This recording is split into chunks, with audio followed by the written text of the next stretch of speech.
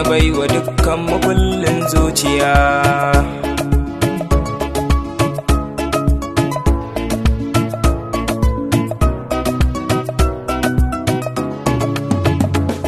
Tauraruwa mai yaye min damuwa, ke na baiwa soyayya zo min yar uwa. Idan na samu na san mun da shakuwa, so nake ki amince min masoyiya.